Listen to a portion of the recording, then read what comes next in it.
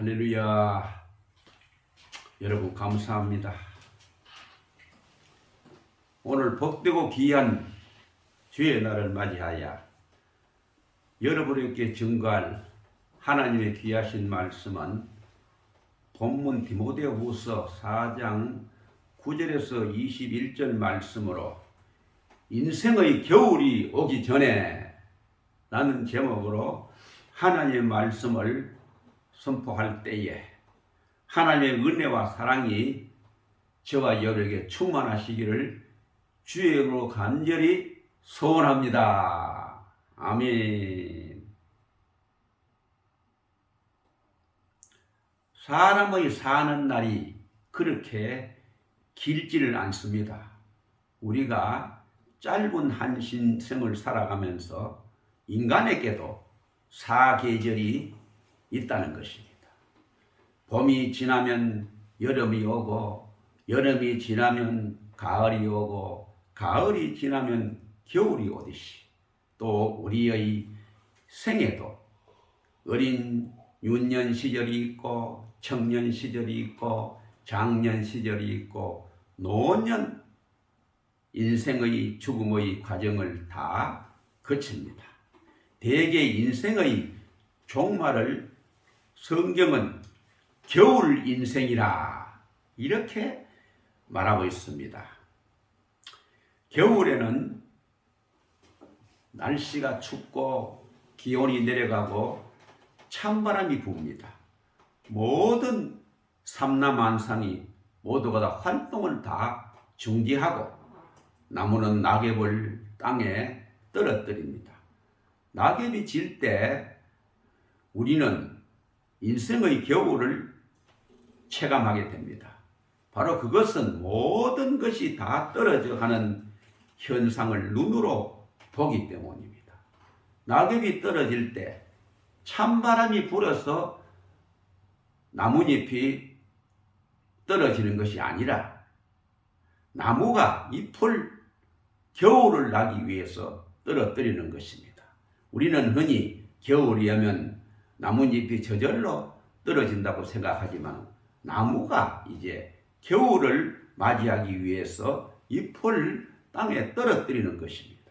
바로 그것은 겨울을 맞이하기 위해서인 것입니다. 이와 같이 우리도 인생의 겨울이 다가오면 자기가 가지고 있는 모든 것, 명예와 권세와 영광과 성공을 다 내려놓고 버리는 은혜를 맞이해야만 인생의 겨울을 잘 맞이하게 되는 것입니다. 나무에 붙어있는 잎들이 떨어져야 할 꽃들이 떨어지지 않고 그대로 만약에 붙어 있으면 그 모습은 너무나 추하고 볼품이 없습니다. 인생의 겨울은 누구에게나 다 찾아옵니다. 자연은 봄, 여름, 가을, 겨울이 순서 있게 그렇게 찾아오지만 인생은 순서가 없습니다. 누구에게 먼저 겨울 인생이 찾아올지 아무도 예측을 할 수가 없는 것입니다. 성경 가운데서 자기의 인생의 겨울을 아름답게 맞이한 대표적인 사람이 바로 본문에 나오는 사도 바울입니다. 그는 로마의 옥중에서 바로 죽음을 앞두고 그의 인생을 가장 아름답게 정리하는 모습을 우리에게 성경을 통해서 보여주고 있는 것입니다. 오늘 읽어드린 이 말씀은 바울이 로마의 옥중에 있으면서 사랑하는 제자인 디모데에게 애정을 담아 보낸 서신입니다. 사도 바울이 로마의 옥중에서 쓴 서신이 처음에 쓴 것과 나중에 쓴 것 두 종류로 구별이 되어 있는데 처음 서신을 우리가 옥중 서신이라고 말하는데 에베소서, 빌립보서, 골로새서가 있고 두 번째 서신을 우리가 두 번째 사형 직전에 선서신을 목회서신이라고 말하는데 디모데 전후서와 디도서가 있습니다. 우리는 사도 바울이 로마의 옥중에서 자기의 죽음을 체감하면서 겨울을 맞이하는 육체적인 추위도 함께 느끼고 있는 모습을 우리가 볼 수 있는 것입니다. 어서 내게 속히 오라. 디모데에게 빨리 로마로 오라고 말하고 있습니다. 사도 바울이 디모데를 로마로 오라고 한 것은 물론 그가 외롭고 쓸쓸하기도 하고 또 죽음을 앞두고 고독한 심정에 함께 있고 싶어서 오라고 한 것도 물론 있겠지만은 오랫동안 믿음의 아들이요 동역자요 사랑하는 제자요 고난의 길을 함께 걸어간 하늘이 맺어준 깊은 우정을 마지막 함께 있으면서 정리하기 위해서 로마로 오라고 하는 것입니다. 겨울이 오면 지중해를 항해하기가 힘드니 겨울 전에 오라. 만약에 이 겨울에 오지 아니하면 내 얼굴을 다시는 보지 못할 것이다. 그래서 사도 바울은 옥중에서 몸이 갈수록 약해지고 쇠약해졌습니다.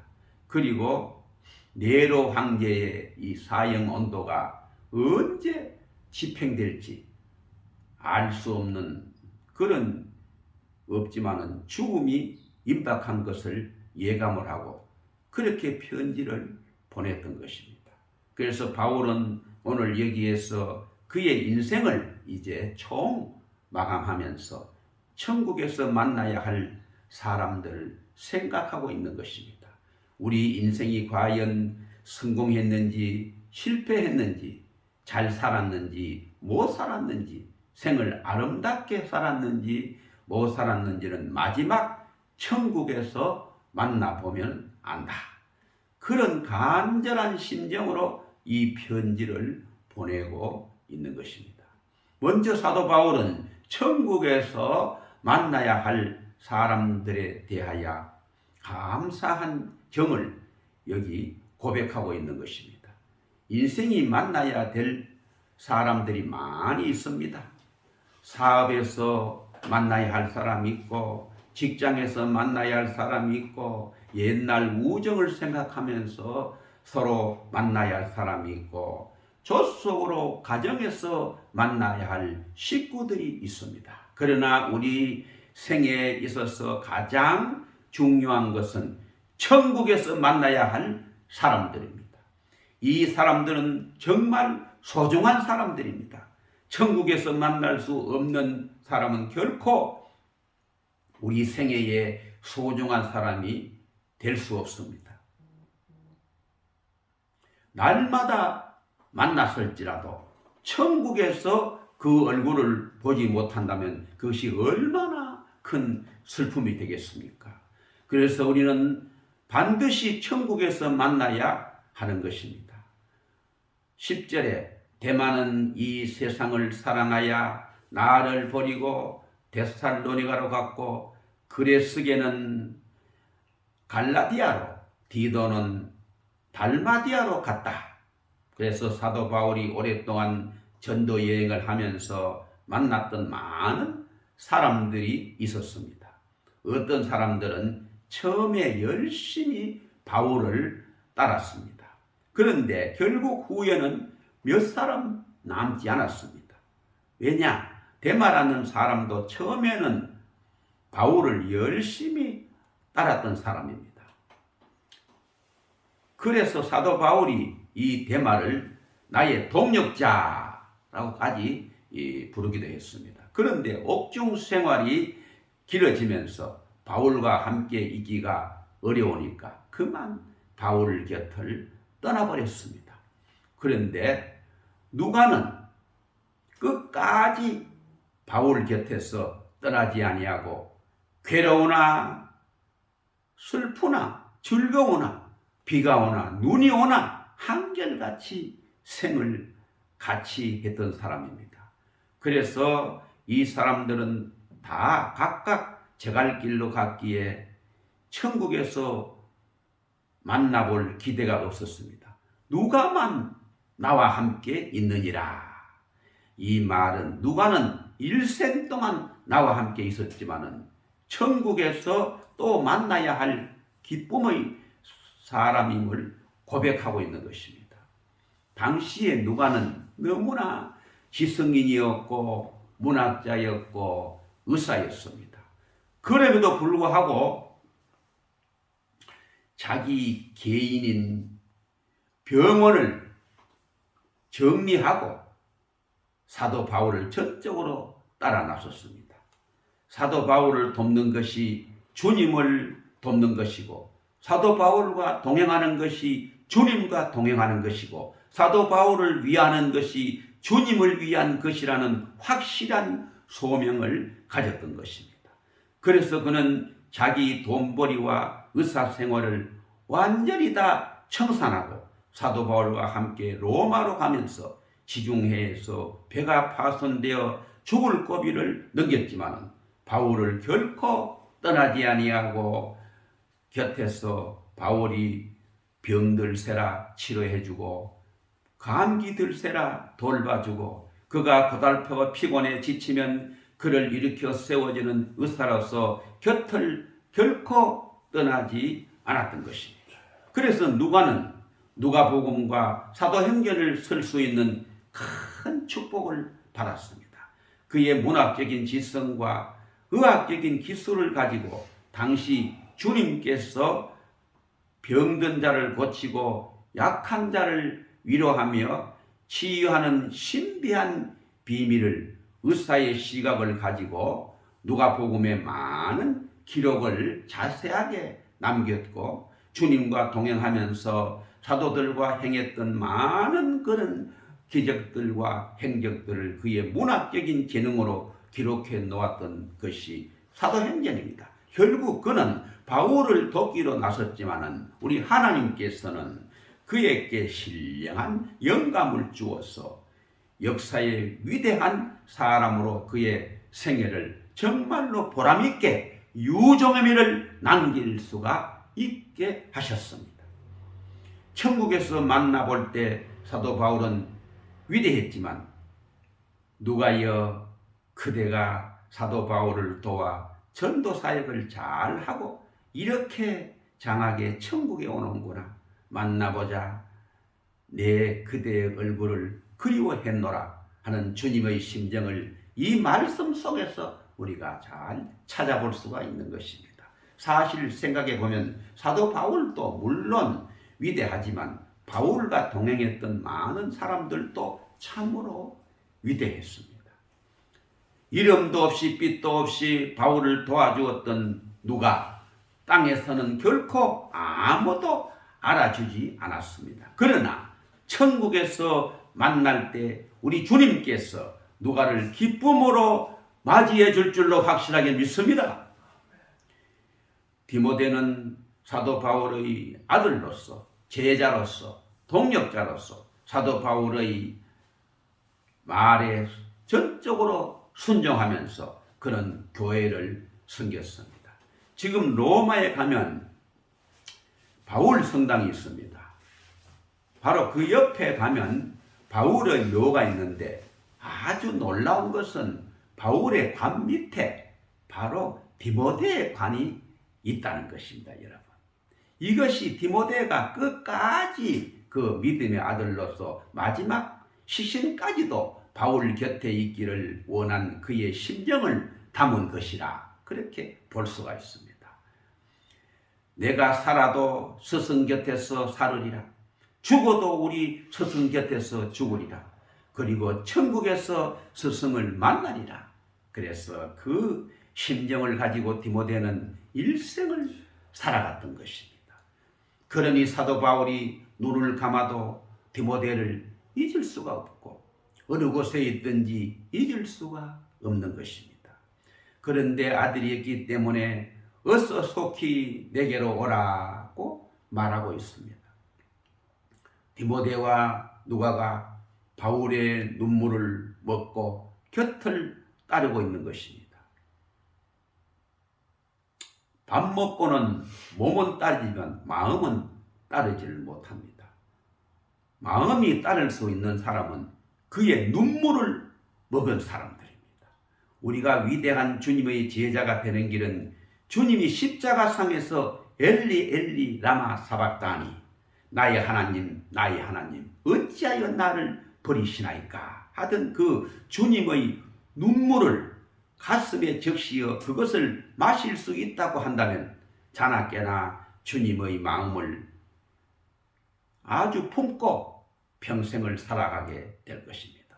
사도 바울은 천국에서 만날 것을 알기 때문에 자기를 해친 사람까지도 모두 다 용서하고 있는 것입니다. 내가 올 때에 마가를 데리고 오라. 저가 나의 일에 유익하니라. 마가를 데리고 오라.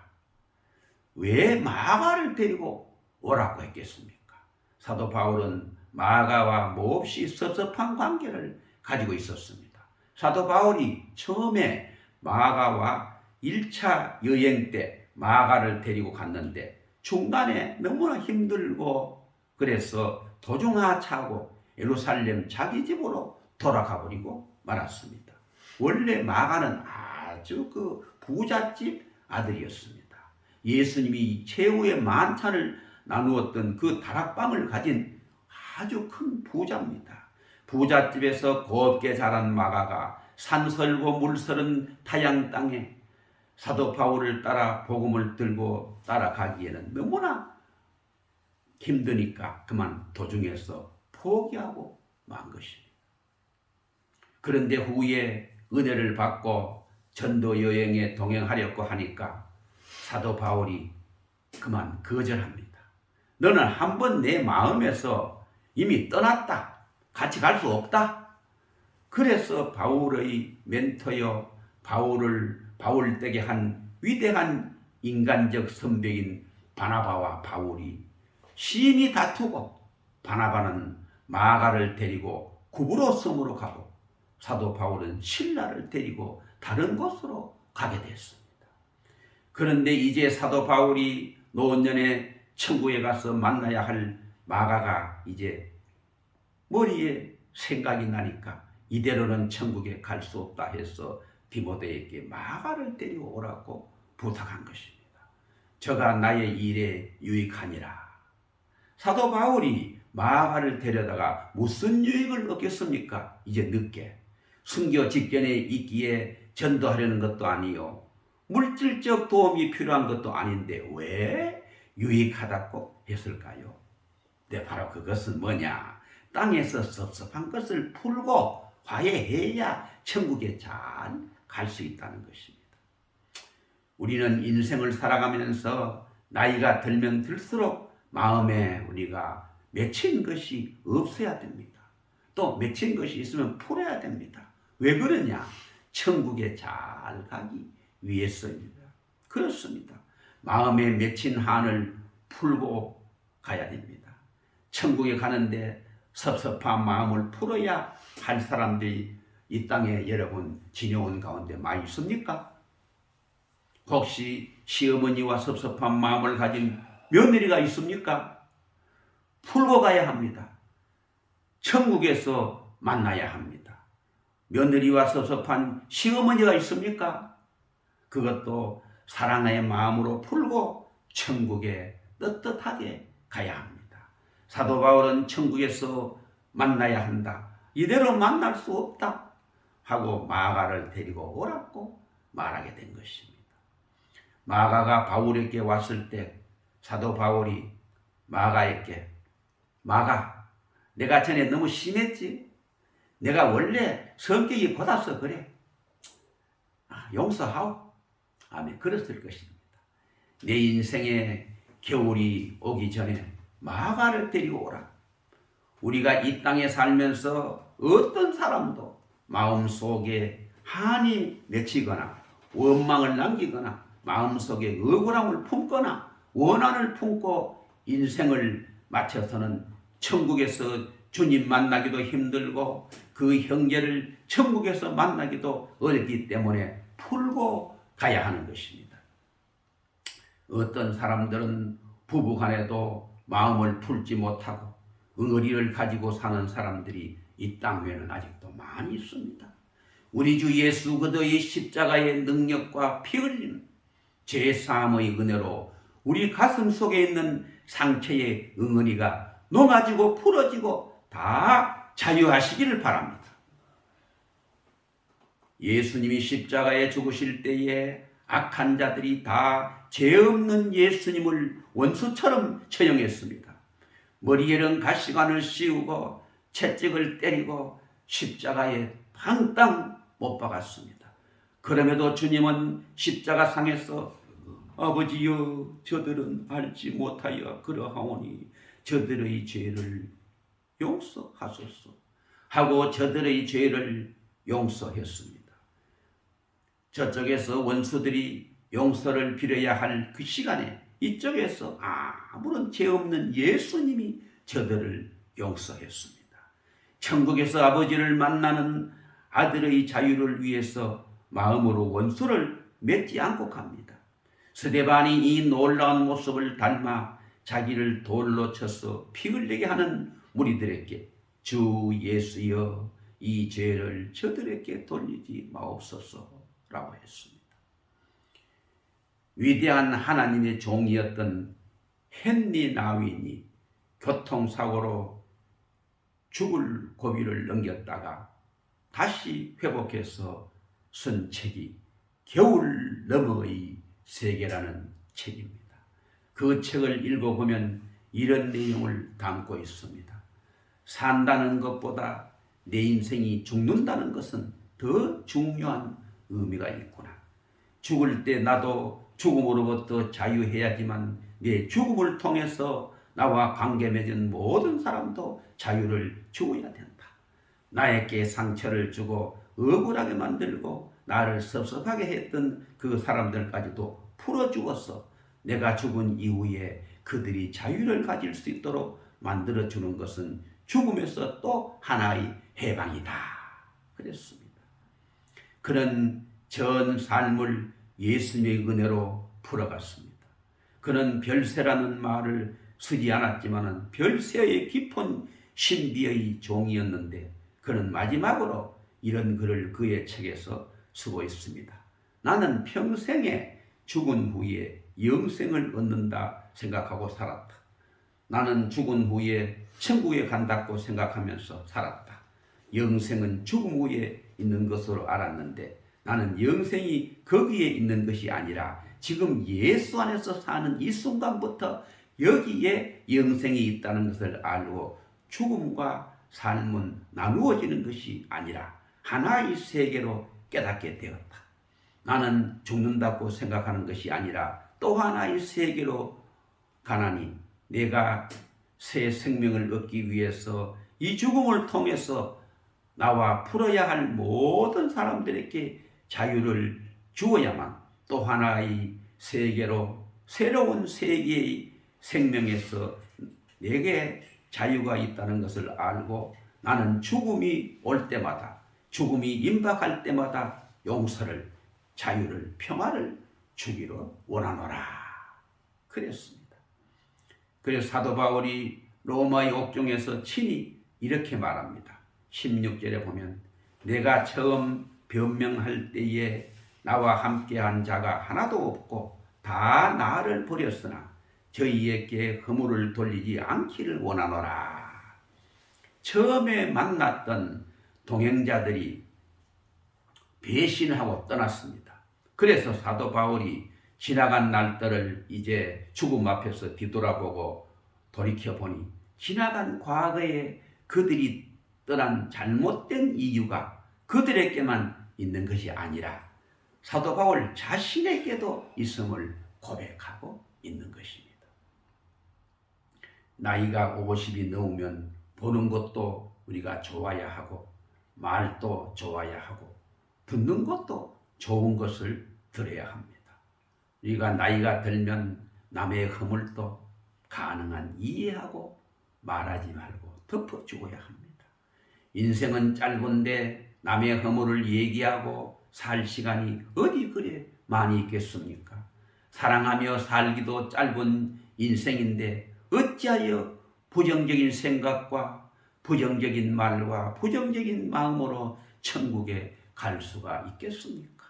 우리의 사는 날이 짧기 때문에 이 추운 겨울의 체감이 내게 올 때마다 인생의 겨울이 있다는 사실을 알고 아무도 원망하거나 미워하거나 시기하지 말고 맺힌 것이 없이 예수에게서 다 풀고 자유하면서 승리하시기를 예수님으로 축원합니다. 사도 바울은 이렇게 말하고 있습니다. 13절에 내가 올 때에 내가 들어와 가보의 집에 둔 겉옷을 가지고 오고 또 책은 특별히 가죽 종이에 쓴 것을 가져오라 그랬습니다. 가죽 종이에 쓴 책이 무슨 책입니까? 바로 성경을 말합니다. 당시에는 성경을 양의 가죽을 부드럽게 만든 양피지에 기록해 놓았습니다. 물론 로마 감옥에도 성경이 있겠지만은 낡아서 잘 읽을 수가 없으니까 가죽 성경을 꼭 가지고 오라고 부탁하는 것입니다. 우리가 죽는 순간까지 읽을 수 있는 그 책이 무엇일까요? 바로 사도 바울은 죽음을 앞두고 하나님 말씀을 양식으로 삼고 그 하나님의 말씀으로 힘을 얻고자 한 것입니다. 나이가 들수록 우리는 성경을 더 많이 읽고 또 읽어야 합니다. 신앙생활을 행복하게 하는 유일한 비결은 성경을 사랑하고 말씀을 사모하는 데 있습니다. 하나님을 사랑한다면 하나님 말씀도 또한 사랑해야 합니다. 사도 바울이 그토록 위대한 사도가 된 것은 하나님 말씀을 사랑하였기 때문입니다. 나이가 들면 사람들이 이상한 징조가 있으니까 자꾸 보약을 먹으려고 생각합니다. 그런데 보약을 너무 많이 먹으면 죽을 때에 편하게 천당 가기가 힘듭니다. 그 약이 너무 독해서 눈 감기도 힘들고 건강에도 별로 좋지 않습니다. 나이가 들수록 먹는 것은 적게 먹고 먹는 것으로 육신의 힘을 얻으려고 생각하지 말고 하나님의 말씀으로 양식을 삼아 영적으로 더 충만해져 가야 될 줄로 믿습니다. 디모데후서 3장 15절로 16절에 또 내가 어려서부터 성경을 알았나니 성경은 능히 너로 하여금 그리스도 예수 안에 있는 믿음으로 말미암아 구원에 이르는 지혜가 있게 하느니라. 모든 성경은 하나님의 감동으로 된 것으로 교훈과 책망과 바르게 함과 의로 교육하기에 유익하니 라고 기록하고 있습니다. 성경은 하나님의 진리의 말씀이요 우리를 교훈하고 우리를 책망하는 책입니다. 그래서 나이가 들면 하나님의 말씀을 양식으로 삼아 언제나 우리 하나님 앞에서 가기 전 존재가 성결해지고 의로워지고 더욱더 아름다워지고 더욱더 깨끗해져야 되는 것입니다. 어렸을 때부터 좋은 음식을 많이 먹어야 피부가 깨끗합니다. 이와 같이 우리가 어려서부터 하나님의 말씀을 많이 먹고 하나님의 말씀을 잘 먹어야 성결하고 아름다워지게 되는 것입니다. 스코틀랜드의 보너 목사의 성경 애창가는 우리에게 감동을 줍니다. 내가 피곤할 때 성경이 나의 침대가 되고 어둠이 있을 때에 성경은 나의 빛이 되고 내가 줄일 때에는 나에게 생명의 떡이 되었노라. 두려울 때에 성경은 나의 방패가 되어 주었고 내가 병들었을 때에는 고쳐주는 양약이 되었고 고독할 때는 성경에서 내가 많은 친구를 얻었노라. 성경은 무지한 나에게 학교가 되어 주었고 풍파가 일어날 때는 성경은 나의 피난처가 되었노라. 성경은 누구에게나 하나님의 진리일 뿐입니다. 이렇게 고백을 했습니다. 성경은 친히 우리에게 이렇게 말씀하고 있습니다. 디모데후서 4장 17절로 18절에 주께서 내 곁에 서서 나를 강건케 하심은 나로 말미암아 전도의 말씀이 온전히 전파되어 이방인으로 듣게 하려 하심이니 내가 사자의 입에서 건지웠노라. 주께서 나를 모든 악한 일에서 건져내시고 또 그의 천국에 들어가도록 구원하시리니 그에게 영광이 세세 무궁토록 있을지어다. 아멘. 사도 바울은 자기가 들어가야 할 천국을 간절히 사모하고 있습니다. 사도 바울이 지금까지 살아오면서 한 일은 오직 복음을 전적으로 전하는 일이었고, 내가 살아있는 것은 살기 위해서 사는 것이 아니라 천국으로 가기 위한 길이었다고 고백하고 있습니다. 그럼 이제 복음성가 고백 1장 내 평생 살아온 길을 부르고 마치겠습니다. 이 복음 찬송은 고 조용기 목사님이 지난 목회 여정을 뒤돌아보며 모두가 주님의 은혜요 성령의 사역이 닦고 삶을 회고하며 작사했습니다. 조영기 목사님의 찬송시에 곡을 붙인 사람은 사모님인 김성애 목사님입니다.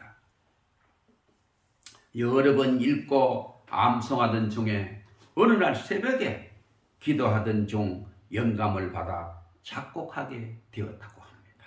한번 불러보겠습니다. 내 평생 살아온 길 뒤를 돌아보니 걸음마다 자욱마다 다 죄뿐입니다. 쓰리고 아픈 마음 가눌 길 없어서 골고다 언덕길을 지금 찾아옵니다. 나 같은 못난 인간 주께서 살리시려 하늘의 영광 보자 모두 다 버리시고 천하디 천한종의 형상을 입으셨네. 주의 사랑 어디에 견주리까. 예수님 나의 주님 사랑의 내 하나님, 이제는 예수님만 내 자랑 삼겠어요. 나의 남은 인생길 주와 걸어가면서 예수님 복음 위에 굳세게 살겠어요. 나의 남은 인생길 주와 걸어가면서 예수님 복음 위에 굳세게 살겠어요.